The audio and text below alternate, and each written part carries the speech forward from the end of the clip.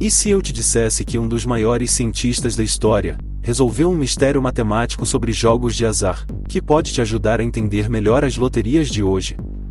Sim, estamos falando de Galileu Galilei. Lá no século XVII, um grão-duque da Toscana, viciado em jogos, percebeu que ao lançar 3 dados, a soma 10 aparecia mais vezes do que a soma 9.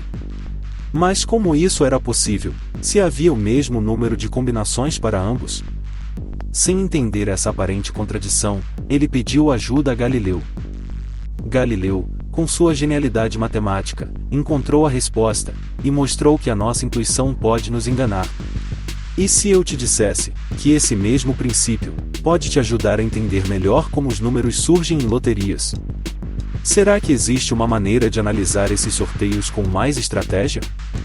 Se você já apostou na loteria, sabe que existem números que parecem sair mais vezes do que outros. Mas isso é sorte, ou há uma explicação matemática por trás disso? Vamos entender o que Galileu descobriu, e como essa lógica pode ser aplicada nos dias de hoje.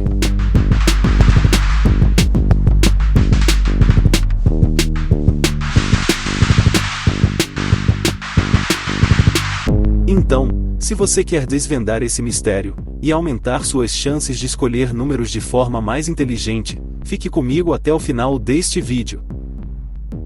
Para entender melhor essa questão, precisamos falar sobre probabilidade e combinações. Quando jogamos um único dado, cada número tem a mesma chance de sair, 1 em 6. Mas, quando usamos 2 ou 3 dados, a história muda completamente. Galileu Galilei descobriu esse mistério ao estudar a probabilidade dos dados. A soma 10 dos 3 dados pode ser obtida de várias formas, mas algumas indicações são mais prováveis do que outras porque existem mais maneiras de chegar até elas. Por exemplo, existem 27 maneiras de totalizar 10, enquanto há apenas 25 maneiras de totalizar 9. Isso significa que, ao lançar 3 dados, a soma 10 tende a aparecer com mais frequência do que a soma 9, simplesmente porque há mais combinações possíveis que resultam nesse valor. Agora, e se aplicarmos essa mesma lógica aos sorteios de loteria? Na Mega Sena, por exemplo, escolhemos 6 dezenas, entre 1 e 60. Se somarmos os números de cada aposta, veremos que há totais, que aparecem com mais frequência. Estudos estatísticos mostram que a soma das 6 dezenas geralmente fica na faixa de 180 a 200. Isso significa que, assim como nos dados de Galileu, algumas combinações são mais comuns do que outras. Assim como no problema dos dados, há mais combinações de números, que resultam em somas nessa faixa, do que em somas muito baixas, ou muito altas. Por exemplo, entre o somatório 180 a 200, existem 9.839.803 combinações. Enquanto, os somatórios menor que 100, existem 934.307 combinações.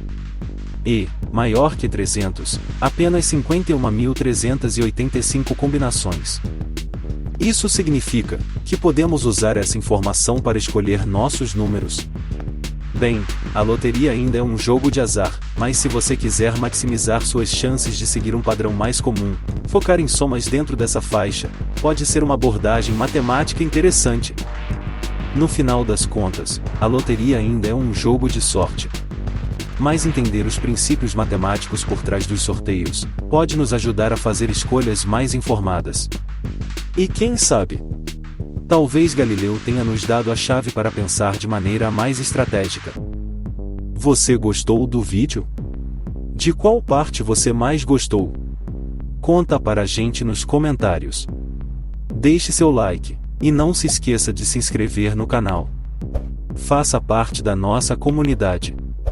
Vamos juntos desvendar os mistérios das loterias.